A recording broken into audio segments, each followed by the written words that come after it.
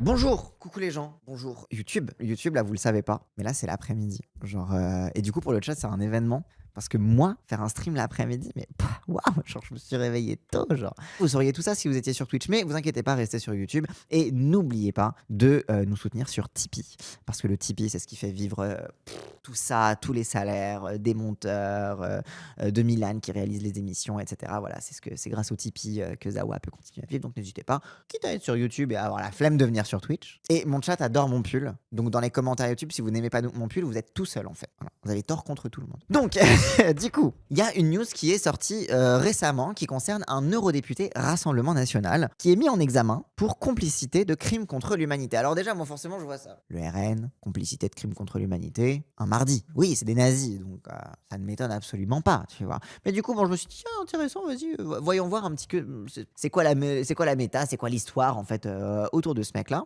Mais donc l'eurodéputé RN, Fabrice Leggeri, fait l'objet d'une enquête pour complicité de crimes contre l'humanité. Donc qui est ce Fabrice Leggeri? Grâce à la Ligue des droits de l'homme et Utopia 56, que des associations que la droite, Darmanin, etc., essayent de menacer, de faire fermer, etc. Enfin voilà, donc, que des associations qui sont systématiquement dans le viseur de notre État de centre droit.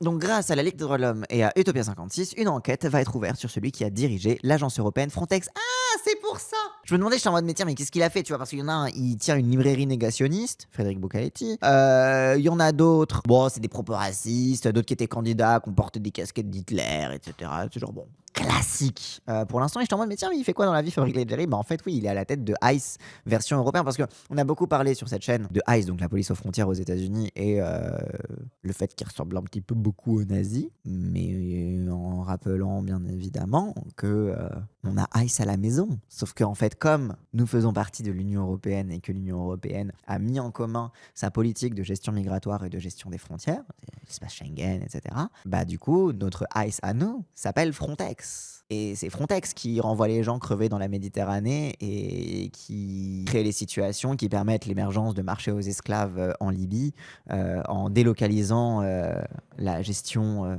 migratoire aux pays notamment du Maghreb, etc. Donc voilà quoi. Une affaire embarrassante pour le Rassemblement National. Enfin, embarrassante pour le Rassemblement National, tant qu'on le répète pas, en fait, tant que les journalistes ne les harcèlent pas là-dessus sur les plateaux télé, ça va pas les embarrasser le Rassemblement National. Hein. Ils s'en battent les couilles, pour l'instant c'est sur l'HuffPost, ils sont en mode oh, c'est mignon. Mais globalement, leurs électeurs ne sont pas vraiment au courant quoi. Une affaire embarrassante pour le Rassemblement National. Le député européen Fabrice Leggeri, élu en 2024 sur la liste menée par Jordan Bardella, est soupçonné de complicité de crimes contre l'humanité et de torture. Eh ben dis donc. Grâce au travail de la Ligue des droits de l'homme et de l'association de défense des droits des exilés Utopia 56, la Cour d'appel a demandé qu'un juge d'instruction soit saisi et qu'une enquête soit ouverte. Avant de siéger au Parlement européen, Fabrice Leggeri dirigeait l'agence Frontex. Et c'est d'ailleurs là-dessus que, au moment des européennes, Fabrice Leggeri avait fait grand bruit de son ralliement à la liste du Rassemblement National pour les européennes. C'était vraiment en mode prise de guerre. On a avec nous, parmi nos députés, nos eurodéputés, nos candidats à la députation européenne, l'ancien de Frontex. Lui, il sait ce que c'est que de gérer ces sales étrangers. Et donc, le Parlement européen, il fera de l'Europe une forteresse. Ah oui, c'est comme le flic d'Alliance Mathieu Vallet, exactement, qui fait partie un petit peu des prises de guerre. Enfin, des prises de guerre. Je veux dire, bon, entre la Gestapo et la SS, est-ce que c'est vraiment une prise de guerre de passer de l'un à l'autre, tu vois? Mais bon, mais oui, ça fait partie un petit peu des gens qui vont amener leur crédibilité un petit peu violente, quoi. Voilà. Oui, en effet, voilà. Donc son ralliement à la liste du Rassemblement National aux élections européennes avait fait grand bruit, avait été utilisé comme gage de preuve que les députés Rassemblement National allaient être efficaces à lutter contre la migration. Et bah en fait, spoiler alert, lutter contre les migrations, bah en fait, c'est faire des crimes contre l'humanité et de la torture. Avant de siéger au Parlement européen, donc il dirigeait de l'agence Frontex, chargée du contrôle des frontières de l'Union européenne. C'est dans ce cadre qu'il aurait participé au refoulement d'embarcations de migrants, ainsi qu'à des interceptions par les autorités grecques et libyennes de certains navires qui tentaient de rejoindre l'Italie, mettant ainsi en danger la vie d'êtres humains. Donc voilà, globalement, il a noyé des gens dans la Méditerranée. Pour la LDH, dont la plainte remonte à avril 2024, ok d'accord, donc ça date quand même un petit peu. Celui qui est depuis devenu eurodéputé d'extrême droite aurait encouragé ces interceptions. Il a fait le choix d'une politique visant à faire obstacle, quel qu'en soit le prix, en vie humaine notamment, à l'entrée des personnes migrantes au sein de l'UE, explique l'ONG. Fabrice Leggeri aurait ainsi mené une politique délibérée et illégale de rejet des migrants, comme le dénonçait le président de la LDH, Patrick Baudouin, dans Le Monde, au moment du dépôt de plainte. Il y a d'ailleurs une concordance de pensée et d'action entre ses fonctions de directeur exécutif à Frontex et son positionnement politique actuel au RN, donc voilà. En gros, il appliquait déjà le programme du RN quand il était à Frontex, et le programme du RN, c'est des crimes contre l'humanité. Et c'est buter des gens. Les électeurs, ça les excite bien, c'est ça qui est pire. Bah oui, j'espère pas tous, mais bon. Mais c'est pour ça que le RN ne va pas être dans la sauce. Je l'ai écrit dans mon titre Twitch. Le RN dans la sauce. Le RN ne sera jamais dans la sauce. Parce que pour ça, il faudrait que les journalistes ne soient pas d'accord avec le fait qu'on a le droit de buter des migrants, quoi. Et ça, visiblement, oui. Alors les journalistes, tu vas leur dire, ils vont dire, ah non, mais bien sûr, de quoi m'accusez-vous? C'est vraiment honteux de sous-entendre que la vie humaine, pour nous, n'aurait aucun. Mais ils s'en battent les couilles. Aujourd'hui, l'avocat de l'association de défense des droits humains, Emmanuel Daoud, se réjouit que pour la première fois, un juge d'instruction français va examiner les conditions de la responsabilité pénale éventuelle de Fabrice Leggeri dans l'hécatombe qui a abouti à des milliers de morts en Méditerranée, enfants et femmes notamment. Bon, encore une fois, enfants et femmes, oui, mais genre tout le monde en fait, il n'y a pas de hiérarchie entre les vies à ce niveau-là. Il a dit que son programme avant d'être élu, c'est fort. Mais encore une fois, mais parce que la police a pour but d'appliquer le programme, on va en parler tout à l'heure avec Ciotti, mais la police a pour fonction d'appliquer le programme de l'extrême droite et de préparer le terrain à son accession au pouvoir aussi, hein. C'est son objectif politique. C'est pour ça qu'il y a des syndicats de policiers. C'est pour ça que Alliance existe. C'est pour créer un état de fait, un fait accompli, pardon, qui bénéficie du coup à l'extrême droite. C'est bizarre, là, ils sortent jamais la carte de est-ce que vous condamnez. Bien sûr, mais parce que c'est pas de la violence. Et puis de toute façon, il n'a que donné les ordres. Vous comprenez? Ce n'est pas lui qui l'a fait. Du coup, les gens qui ont noyé les gens, ils vont dire moi je ne faisais que suivre les ordres. Et lui il a dit ah mais moi j'ai donné des ordres, mais je ne l'ai pas fait moi-même. Donc chacun va se renvoyer la balle, c'est très pratique. Hannah Arendt, tout ça. C'est le donneur d'ordre qui prend. Oui, et puis c'est le donneur d'ordre. C'est le principe. On en avait parlé au moment de la plainte de l'Afrique du Sud face à la Cour internationale de justice. La grande question juridique qui était posée au juge de la Cour internationale de justice, c'était est-ce que les preuves de terrain, par exemple, tous les TikTok des gens qui se filmaient en détruisant des bâtiments clairement civils, etc., etc. Donc voilà. Donc toute la question juridique qui était posée au juge de la Cour internationale de justice, c'était est-ce que ce sont les actions des soldats eux-mêmes ou alors est-ce qu'on peut remonter une chaîne de commandement qui ordonne de commettre ces actes génocidaires. Et ça avait été amplement prouvé par le dossier de l'Afrique du Sud, ce qui a mené à rien du tout globalement. Ils ont dit attention Israël, faites une enquête pour nous dire si c'est vrai qu'est-ce qu'ils racontent. Mais oui, ça avait été vraiment au cœur du truc de remonter dans les chaînes de responsabilité. Là, en l'occurrence, les chaînes de responsabilité, c'est ce mec-là, vu qu'il était directeur du truc, quoi. Donc il est responsable et complice de crimes contre l'humanité et de crimes de torture. Frontex, c'est le pseudo de Cordier. Oui, c'est le front d'Alice Cordier, il s'appelle Frontex. Pour sa défense, Fabrice Leggeri dénonçait en 2004 des allégations incorrectes relevant de manœuvres politiciennes dont l'objectif aurait été alors en pleine campagne européenne de discréditer la liste du... Mais il croit vraiment que ça va discréditer la liste du RN. Genre les journalistes s'en battent les couilles. Encore une fois, les journalistes sont d'accord qu'on bute des Noirs et des Arabes en Méditerranée. Ils sont d'accord, ils sont ok avec ça. Ça les dérange pas. Donc voilà. Donc sa défense, c'est de dire ouin, vous êtes méchant de taper sur moi, et puis d'abord c'est faux, et puis d'abord c'est pour flinguer ma campagne. Bah oui, évidemment que c'est pour flinguer ta campagne. C'est pour alerter, en fait, c'est évidemment que c'est pour flinguer ta campagne, bien sûr. Parce que si tu es coupable de crimes contre l'humanité, le flingage de ta campagne est légitime. Oui, tu ne devrais pas être élu. À part pour favoriser un macroniste. Oui, c'est ça. Quand il y a un macroniste qui fait genre de s'offusquer sur un truc, là, les journalistes, ils vont commencer à dire ah oui, c'est vrai, c'est grave. Mais tant que les macronistes ne s'offusquent pas, les journalistes, ils restent à la niche. Hein. Mais la LDH et Utopia 56 n'en démordent pas et appuient leurs réquisitoires sur des articles de presse, des rapports d'ONG et en particulier sur un rapport de l'Office européen de lutte antifraude, OLAF, qui avait provoqué la démission de Fabrice Leggeri en avril 2022. Donc déjà que Fabrice Leggeri avait démissionné parce que il y avait un petit truc de fraude, voilà, chelou, etc.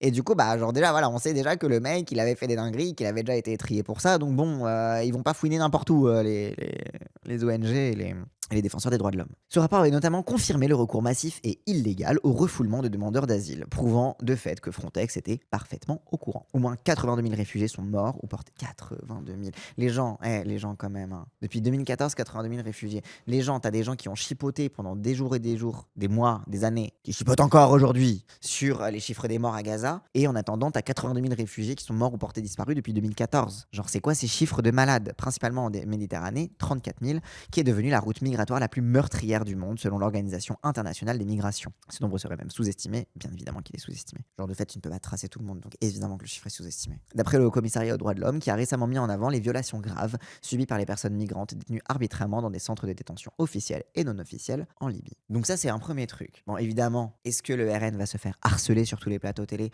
comme chaque fois que Mélenchon oublie comment on se prononce le nom de quelqu'un? Crime contre l'humanité, faire un jeu de mots sur un nom de famille... C'est comme là récemment, il y a en gros un néo-nazi qui a été condamné à 14 ans de prison ferme pour négation du crime de génocide, négation de la Shoah, etc. et t'as une meuf un peu en mode printemps républicain, éditorialiste d'extrême droite, etc., qui a dit oh, quand même, 14 ans, c'est beaucoup. C'est le genre de meuf qui serait hyper heureuse que Mélenchon soit condamné à 14 ans de prison ferme parce qu'il a fait un jeu de mots sur Glucksmann. Et oui, c'est ça, Juliette Briens, exactement. Mais du coup, Juliette Briens, qui était en mode ah, quand même, c'est un peu beaucoup, 14 ans, c'est un peu dur, le pauvre, etc. Genre, la meuf, alors que genre, c'est la meuf qui dit oh là là, Mélenchon, l'antisémite, etc. Mais du coup, je comprends pas, tu veux qu'on ait les antisémites ou tu veux pas qu'on ait les antisémites? Ah, là, parce que c'est des néo-nazis, ça t'embête. Ah, ok. Oui, ça, c'est une meuf de Sud Radio à la base. Oui, c'est ça, je me disais. Du coup, bref, donc il y a déjà ce truc-là. Déjà, qui est quand même une petite dinguerie en soi. C'est-à-dire que, est-ce qu'on va parler du fait que tu as un eurodéputé RN qui est accusé qui est donc probablement complice de crimes contre l'humanité et de crimes de torture. Normalement, encore une fois, genre, je vais me répéter, tu vois, mais bon, vous, ça s'appelle HGGSP maintenant. À l'époque, il y a les cours d'histoire et il y avait les cours d'éducation civique. Et on nous expliquait à l'époque que la Constitution, les droits de l'homme, l'ONU, c'était parce qu'à un moment, il y avait eu un génocide, une guerre mondiale des nazis quelque part, et les Japonais aussi de l'autre côté, et qu'on s'était dit peut-être que jamais, plus jamais qu'il faut faire ça, et que du coup, peut-être qu'il faut partir du principe que la base de nos droits, c'est que les crimes contre l'humanité, c'est pas bien. Ça, normalement, c'était la base. Donc, normalement, un eurodéputé qui est poursuivi rappelle que quand Sofia Chikirou s'était acheté une machine à café avec la thune de sa boîte, Mediapart avait fait 50 articles pour dire Sofia Chikirou, l'escroquerie, etc. Et là, donc pareil, il y a une enquête qui est ouverte, etc. sur des crimes contre l'humanité. Genre, le truc qu'on a dit que c'était pas bien, normalement. Peut-être, je sais pas. Et du coup, on ne peut que le lier avec le récent vote qui a été fait au Parlement européen. Ça a été voté au Parlement et maintenant on est au stade des autres négociations avec les États membres, un truc comme ça. Et donc pendant ce temps, en parlant du coup de mecs qui complices de crimes contre l'humanité, cet eurodéputé RN a également très probablement voté pour cette loi. Et du coup, en fait, il faut faire le lien entre le fait que si le mec, il a probablement été complice de crimes contre l'humanité et de crimes de torture, et que s'il vote une loi qui renforce encore plus les trucs que lui, il faisait à l'époque, et les mécanismes dont il est coupable, peut-être que cette loi pourrait être considérée comme une loi qui viole les principes fondamentaux des droits humains. Donc le Parlement européen ouvre la voie au hub de retour pour migrants hors de l'UE. Alors hub de retour, c'est pas en mode il y a un petit hub, c'est un petit hub. Non, c'est des camps de concentration. Genre vous voulez un exemple d'un hub de retour utilisé par ICE? Bah, c'est tout leur camp de concentration externalisé. Genre c'est la prison Sécotte qui avait été présentée comme un truc on les fout là en attendant de les mettre ailleurs. Sachant que c'est une prison de laquelle par définition tu n'es pas censé ressortir. Donc, ouais. Et c'est ce qu'a fait by the way aussi le Royaume-Uni avec le Rwanda aussi. En fait, c'est que ce qui se passe au Parlement européen, c'est que le Parlement européen, Commission européenne puis le Parlement européen viennent d'adopter un texte qui vise en fait à généraliser ce qu'a mis en place le Royaume-Uni de son côté, c'est-à-dire de déléguer, c'est-à-dire de renvoyer en gros les bateaux prisons, etc. Mais donc en gros s'ils ont des gens qui sont entrés illégalement, etc. Au lieu de poser la question de tiens comment qu'on les régularise et comment qu'on fait en sorte de pas je sais pas violer leurs droits fondamentaux, etc. Ils sont renvoyés, déportés. Je sais qu'il y a des débats sur l'emploi du mot déporté, parce qu'en fait déporté en anglais deported, ça veut simplement dire expulsé, donc c'est pas grave. En fait la déportation c'est un déplacement forcé de population. Donc si tu bouges de force des migrants, qui sont donc une population qu'on peut considérer puisqu'on peut l'identifier comme la population qui a comme lieu commun d'être sans papier et de vouloir avoir accès à l'intégration et la citoyenneté dans un autre pays pour fuir la guerre, pour fuir c'est une population. Tu la déplaces de force, c'est pas une déportation. Je ne comprends pas pourquoi les gens sont gênés du terme déportation. Ils disent non mais c'est qu'en anglais, etc. Bah non en fait oui c'est de la déportation. Donc qu'en Grande-Bretagne, ils ont dit du coup tous les migrants etc. qui sont illégaux et qu'on chope, on les déporte au Rwanda où leurs dossiers seront traités. Alors c'est génial du coup si c'est des gens qui ont fui le Rwanda, genre c'est pas ouf pour eux, tu vois, genre. Et donc c'est le principe là, tu vois, c'est en mode on les envoie au Rwanda, etc. Alors t'as des gens qui sont même, t'as des gens même qui viennent de pays, genre t'as des gens, je sais pas, ils viennent de RDC par exemple, de République, genre peut-être qu'ils viennent du Kivu et qu'ils ont fui la RDC à cause des milices M23 rwandaises qui foutent la merde dans leur région. Ils se sont fuis et ils sont allés au Royaume-Uni. Ils ont pas de papier, ils se font choper et ils se font déporter au Rwanda, dans le pays des gens qui les ont fait fuir parce qu'ils sont en train de piller leur. Hub de retour, c'est vraiment camp de concentration dans le langage du néolibéralisme. Oui, hub, c'est un endroit qui concentre des trucs. De retour, c'est. Le Parlement européen ouvre la voie au hub de retour pour migrants hors de l'Union européenne, porté par les eurodéputés de droite et d'extrême droite, dont du coup un mec qui est, je le rappelle, pour les mêmes raisons, soupçonné de complicité de crimes contre l'humanité. Le renforcement du règlement retour a été validé par le Parlement. Retour, c'est genre voilà, on dit plus déportation, on dit retour. Voilà, c'est super. a été validé par le Parlement européen, ouvrant ainsi la voie aux négociations avec les États membres. Le texte vise à augmenter les expulsions de personnes en situation irrégulière dans l'Union européenne. C'est un durcissement drastique de la politique migratoire de l'Union européenne qui se joue actuellement. Réunis en session plénière ce jeudi, les députés européens ont approuvé par 389 voix pour 206 contre et 32 abstentions l'ouverture de négociations avec le Conseil de l'UE sur le nouveau cadre juridique visant à muscler les procédures de retour des personnes en séjour irrégulier par les États membres. En gros, globalement, de comment qu'on est encore plus méchant avec les étrangers en situation irrégulière. Un député d'extrême droite a tweeté l'ère de la déportation a commencé, mais bien sûr. Et encore une fois, mais comme il a tweeté en anglais, c'est ça le truc, c'était le mec suédois, The deportation era has started, et tout le monde dit, ah non, non, putain, déportation, il a dit quand même un truc de nazi, et t'as eu quand même des putains de bénévoles, parce que je vous explique ce dernier petit truc sur ce truc de déportation. T'as des bénévoles, macronistes à la con, là, anti-palestiniens, qui étaient en mode... C'était exactement comme lorsque Marie Messmer, non, c'était Marine Tondelier au sujet de Mélissa Camara. C'est ça, Mélissa Camara qui était sur une flottille, qui a été prisonnière d'Israël, ensuite envoyée chez elle, etc. Et donc, actuellement, c'est comme quand Marine Tondelier a dit que Mélissa Camara avait été déportée en France de Israël, alors qu'en fait, c'est une déformation du mot anglais deportation, qui veut simplement dire expulsion. Mais techniquement, Mélissa Camara n'a été qu'expulsée d'Israël. Ce n'est pas une déportation. Parce que c'est très grave de dire déportation, parce que déportation, c'est que les juifs, et c'est que les nazis, et ça n'existe nulle part ailleurs. Donc t'as les mêmes putains de bénévoles qui ont vu ce tweet du fasciste qui a dit l'ère de la déportation recommence pour parler du fait qu'on va prendre les étrangers et qu'on va tous les envoyer au même endroit, ce qui s'appelle littéralement déplacement de force de population et qui s'appelle une déportation, pour dire c'est exactement le même truc, ce n'est pas une déportation, parce qu'en fait en anglais, deportation ne veut pas dire la même chose. Si, là en l'occurrence, ça désigne le truc. Là en l'occurrence, le mot est bien employé. Là en l'occurrence, deportation veut bien dire déportation en français. Là, on parle d'un déplacement. Les nazis ont déplacé d'autres populations que les juifs en plus. Oui, à ce sujet-là, le dernier épisode de In Bed with the Right est super bien. In Bed with the Right, c'est le podcast que je vous recommande absolument tout le temps, bien évidemment, sur les politiques sexuelles de l'extrême droite, etc. Voilà, sur globalement les trucs féministes et extrême droite, globalement. C'est hyper stylé. Et le dernier épisode, c'est sur Queer Women in Nazi Germany, donc les femmes queer dans l'Allemagne nazie. Ça parle notamment de la déportation des lesbiennes et notamment du travail d'historiens autour de la visibilisation et des enjeux politiques autour de la visibilisation des crimes nazis contre certaines populations, et aussi comment le fait d'acquérir la catégorie de victimes des crimes nazis a été aussi une façon pour les mouvements militants de revendiquer des droits supplémentaires dans leur pays. Par exemple, comme on est des victimes des nazis, etc., du coup il est légitime de nous donner des droits, notamment par exemple pour les homosexuels, de décriminaliser l'homosexualité, etc.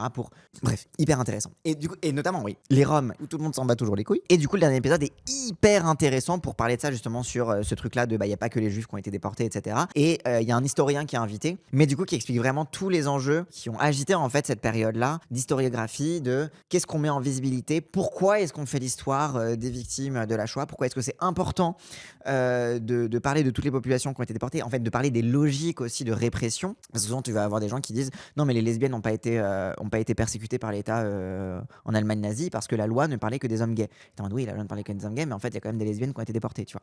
Donc et de comment aussi l'état de fait ne se limite pas uniquement à la loi, mais aussi au comportement des citoyens qui vont aller dénoncer, de comment aussi la loi est un petit peu comment tu fais passer le comportement déviant, et qu'en fait là-dedans on parle de lesbiennes, et du coup est-ce que c'est du comportement déviant ou pas, comment parfois même la police sait pas trop comment traiter les lesbiennes, tu vois.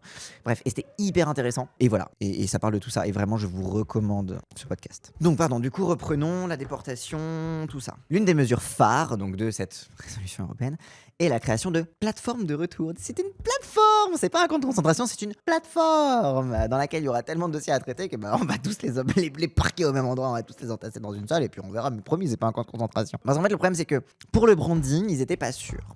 Parce qu'en fait, ils veulent créer des camps dans lesquels ils pourraient concentrer une population en attente de quelque chose. Le problème, c'est que du coup, ça fait camp concentration, ça sonne pas très bien. Ça roule pas bien sous la langue. Du coup, ils se sont dit des plateformes. Parce qu'en plus, on a l'air du numérique. On a l'air du numérique, elle a l'air des plateformes internet. Donc, et si on parlait comme Twitter? Twitter, c'est une plateforme. Twitch, c'est une plateforme. Donc en fait, voilà, on va parler de plateforme. Je pense que c'est bien. Et de retour, parce que c'est pour les faire partir. Et donc, comme ça la fout mal de dire qu'on les déporte, on va plutôt dire qu'ils rentrent au pays. Donc c'est du retour. Donc la création de plateformes de retour de camps de concentration, à savoir des hubs situés dans des pays hors de l'Union européenne, bien évidemment, parce qu'on voudrait quand même pas que... Et puis, bah, ça la fout mal d'avoir des camps de concentration chez nous, quoi. Donc, on va les mettre là-bas. Voilà, allez. Et puis, en plus, pas trop non plus que les gens ils sachent, quoi. Parce que les journalistes qui sont chez nous, bah, du coup, ce sera plus compliqué d'aller là-bas. Vers lesquels pourront être envoyés des migrants en séjour irrégulier dans l'un des pays de l'Union européenne, notamment ceux dont la demande d'asile a été rejetée. C'est-à-dire, bah, quasiment tous, parce qu'il suffit de dire, on offre l'asile à plus personne. Demande d'asile, hein. C'est pas genre une régularisation pour une migration. Demande d'asile, ou de refuge, de réfugiés. Genre de gens qui disent coucou, je suis en danger de mort. Vous pouvez me protéger parce que si vous êtes obligé. Non, on veut pas. Demande d'asile a été rejetée. Ces centres doivent se situer dans des pays que l'Union européenne considère comme sûrs. Oh, les pays sûrs, on va parler des pays sûrs. Et avec lesquels chaque État pourra conclure des accords bilatéraux de réadmission. Ils pourront fonctionner à la fois en vue du retour ultérieur vers le pays de retour final. Attends, quoi? Ils pourront fonctionner à la fois en vue du retour ultérieur vers le pays de retour final ou bien comme destination finale. Donc les camps de concentration, ça peut fonctionner en attendant, je sais pas, genre t'es déporté de France par exemple, en attendant que tu sois régularisé en France ou comme destination finale. Les hubs, destination finale. Parce que le problème, c'est que si on disait comme la solution, ça marchait pas trop. Ils ont pris destination. C'est la fin de ton voyage. T'as l'impression qu'on parle d'un voyage, quoi. T'as l'impression qu'on parle d'un petit séjour. Ah, mais du coup, ma destination finale, bah, je finis à Tokyo. Ah, mais Tokyo, mais c'est trop bien. Ouais, bah, tu sais, après être passé par Hokkaido, etc., bah voilà, destination finale, Tokyo, et on va vraiment s'amuser. Puis après, on va pouvoir faire un petit peu les magasins et puis repartir en vacances. Non, déco, c'est pas ça, non. C'est pas ça la destination finale pour les hubs. La destination finale, c'est le pays où le camp. Bah, du coup, oui, j'imagine. Non, mais en gros, c'est que, soi-disant, c'est un truc où en attendant, on va s'occuper de ton dossier en attendant d'eux et que ça se trouve, bah peut-être que ton dossier il sera rejeté et du coup, casse-toi. Mais où on sait pas parce qu'en fonction des pays. Et surtout, encore un truc qui est intéressant dans ce paragraphe, ces centres doivent se situer dans des pays que l'UE considère comme sûrs. Ça, c'est une très très bonne question. C'est quoi la définition d'un pays sûr? Parce qu'il y a généralement des listes de pays qui sont considérés comme sûrs, donc des pays dans lesquels on considère que tu n'es pas en danger. Et en fait, pour vous expliquer un petit peu juridiquement, légalement, voilà le concept du pays sûr. Le pays sûr, c'est le pays dans lequel tu veux envoyer des gens et le pays duquel tu veux pas recevoir des réfugiés. Pour les migrants dont le dossier a déjà été traité, refusé en UE. Mais du coup, je comprends pas pourquoi ils disent. Parce qu'en fait, c'est des gens dont le dossier a été refusé en Union européenne, oui, dont la demande d'asile a été rejetée. Mais du coup, pourquoi ils disent fonctionner comme un retour ultérieur vers le pays de retour final? Ah, ok, d'accord. C'est soit comme un camp de transit à l'endroit où tu dois retourner, soit comme destination finale parce que c'était ton pays d'origine. Ok, donc même pas il y a une possibilité de refaire passer ton dossier, etc. D'accord. Okay. Bon, tu me diras, bon, au moins il faut même pas semblant, quoi. Mais bref, du coup, principe d'un pays sûr. Du coup, je vais expliquer, c'est un pays sûr. C'est un pays dans lequel on est en mode, on sait que tu vas crever, mais on s'en bat les couilles parce qu'on veut pas de toi. C'est la définition du pays sûr. Par exemple, pour les personnes LGBT, il y a des listes de pays sûrs. Genre les États-Unis sont considérés comme un pays sûr pour les personnes LGBT. Un pays dont on est sûr que tu reviennes pas. Oui, c'est ça. Oui, pour le T, on a un petit doute. Pour le LGBT, ça dépend, mais oui, un petit doute aussi. Renforcement des sanctions. Le règlement vise également à renforcer les sanctions pour les migrants qui refuseraient de quitter le territoire européen. Ceux-ci pourront se voir refuser ou réduire certaines prestations et allocations, permis de travail ou encore imposer des sanctions pénales, y compris des peines d'emprisonnement. Donc les migrants qui veulent pas partir, bah on va leur couper les vivres. Bah on va leur empêcher de travailler. Enfin, et en fait, déjà, comment dire, ils ont déjà pas le droit de travailler vu qu'ils ont pas de papier. Enfin, ils ont le droit de travailler mais ils ont pas le droit d'être employés. C'est encore un autre problème vu qu'ils ont pas de papier, ni de situation migratoire, etc. Donc réduire certaines prestations et allocations, par définition, si t'es sans papier, t'as pas le droit à accès à beaucoup, j'imagine. On parle de le grand cheval de bataille de la droite et de l'extrême droite qui est l'AME, donc l'aide médicale d'État, les trucs comme ça. Donc par exemple, c'est le genre de trucs de prestations qui pourraient être refusées par exemple. Et encore une fois, genre le droit. Ou alors implique des sanctions pénales, des peines d'emprisonnement, etc. T'es en mode, mais du coup, bah genre s'ils refusent de quitter, on les emprisonne en prison chez nous. T'es en mode. Ok, oui, c'est pas comme si. Bref.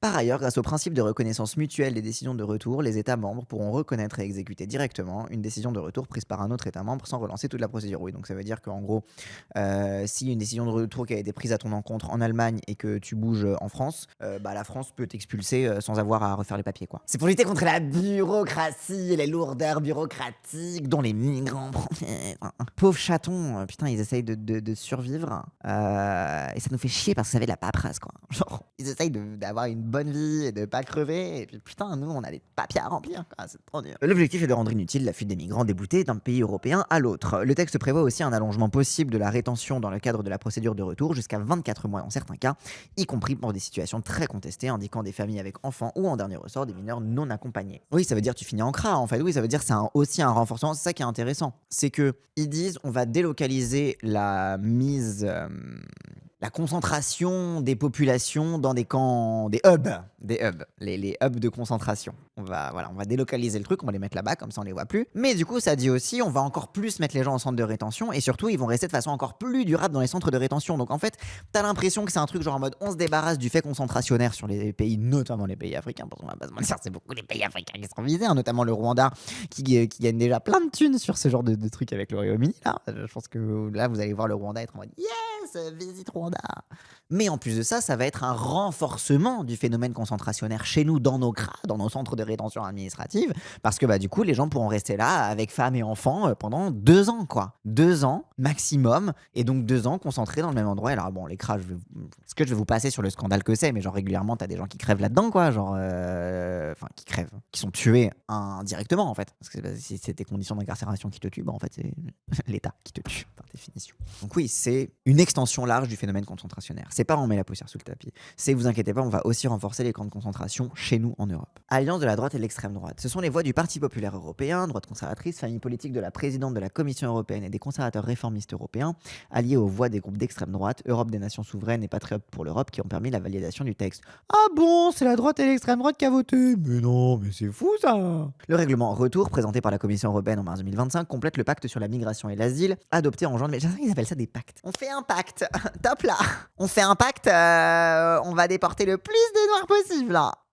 Le viol des femmes comme dans les camps de la... Oui, bien sûr, mais de femmes et d'hommes, hein, d'ailleurs. Il y a aussi une ligne invisible du viol qui est liée aussi au tabou et au fait que beaucoup d'hommes ne témoignent pas. Mais alors les femmes, évidemment, grande majorité aussi. Mais globalement, disons plutôt l'usage de la violence sexuelle comme arme de torture massive dans ce genre d'endroit, quoi, bien sûr. Et qui commencera à s'appliquer en juin 2026. C'est tôt, disons qu'ils sont rapides pour mettre le truc en application. Le texte, qui constitue l'un des éléments les plus controversés de la politique migratoire de l'Union européenne, avait été approuvé par le Conseil de l'Union européenne en décembre dernier. L'alliance des députés du PPE et de l'ensemble des droites souverainistes et nationalistes avait déjà permis la validation du règlement le 9 mars dernier en commission des libertés civiles.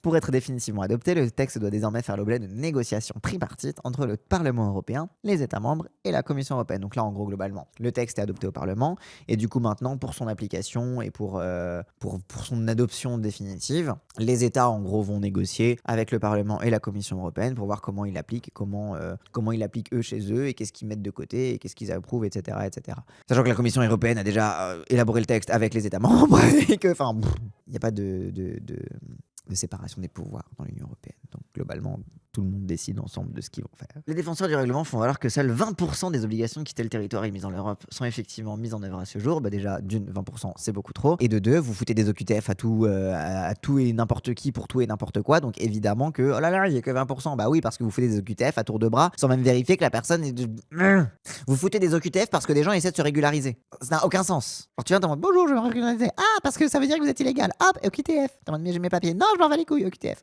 Et 20%, c'est énorme, hein. Le commissaire européen chargé de la migration, Magnus Brunner, a qualifié le texte de pièce manquante nécessaire au bon fonctionnement de la politique migratoire européenne. Car la politique migratoire européenne, la pièce qui lui manquait, c'était des camps de concentration. On peut parler des nazis maintenant ou... Non, parce que genre les nazis, ils sont pas loin, tu vois.